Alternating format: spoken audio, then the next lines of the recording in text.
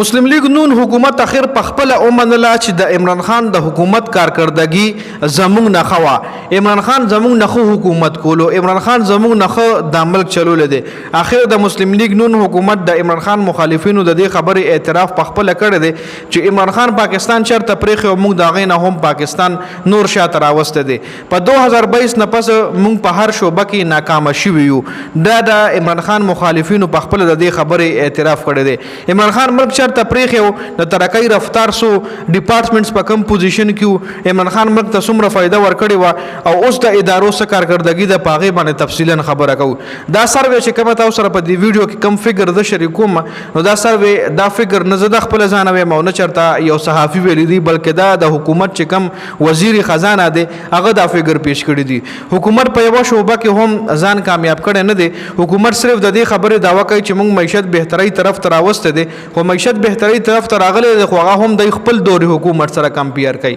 د عمران خان حکومت سره نه کمپیر کوي 2023 حکومت سره د کمپیر کوي د 2025 معیشت د 2023 حکومت سره کمپیر کوي چې په 2023 کې د حکومتو د خپل حکومت سره خپل هغه معیشت فګر کمپیر کوي او وایي چې موږ معیشت کې بهتري راوسته ده راځو چې ډیټیل سره په خبره کوو په 2022 کې چې کله د عمران خان حکومت د پاکستان جی ډی پی چې کوم واغه 6.2% وا 6.2% وا په 2023 کې هغه 0.2% درا شو د حکومت کې او اوس 2025 کې هغه 2.7 لخاتلې ده لکه د حکومت کې 0.2 را کو شي او اوس 2.7 لخاتلې ده نو دوی وایي چې 0.2 نه مونږ د جی ډی پی چې کومه 2.7 لوخه جوړه دا نه و چې دا خو مخ کې 6.2% و د عمران خان حکومت کې 6.2% کې و نو دوی د عمران خان هغه کریډټ نه دا کوي خپل حکومت چې دوی کم ناکام شوی غیر سره د فګر کمپیر کوي خزراتو څه پوزیشنو په زراتو کې په 2022 کې د پاکستان په زراتو کې مخ ترقۍ 4.2% سره روانو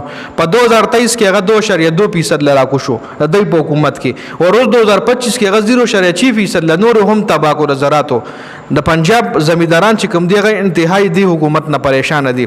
خبر چې کوم سرویسز سېکټرز دي دغه گروث ریټ چې کوم 6.7% په 2022 کې د عمران خان حکومت کې په 2023 کې د حکومت کې 0.04% لرا کو شو او 2025 کې اوس برخته 2.9% لا بیا هم د عمران خان هغه فګری نه دی کراس کړی جی خابل انډستری ترقی د صنعتکارۍ ترقی کارخانو ترقی د کم گروث کې روانه و د عمران خان حکومت کې 7% دغه گروث ریټو بیا چې د 2023 حکومت لراغه نو 3.9 لرا کو شو او 2025 کې د صنعتکاري نور هم تبا کړي 1.5 گروث ریټ د 1.5 د صنعتکارۍ جی خامه هنګي انفلیشن چې کم دی 12.2% و د عمران خان په حکومت کې 29.2% له 2023 کې د حکومت کې وخاته 29.2% کې او 2025 کې 4.7 لرا کو شوی ده منم مهنګي گروث ریټ چې کم دی مهنګي چې کم تیزی سره روانه هغه کې د کمې راوسته دي خو هغه 2023 کې د 29.2% له هم خې جوړې وجي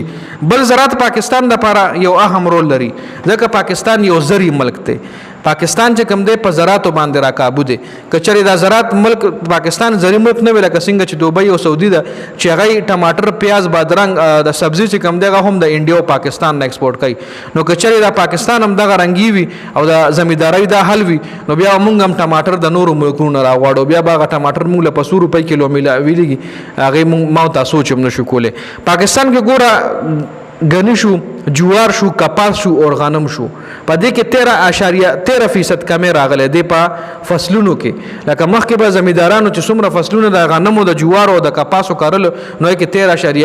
13% کمې هغه کې راغله دی رورا 13% کمې یو ډیر غټ کمې دی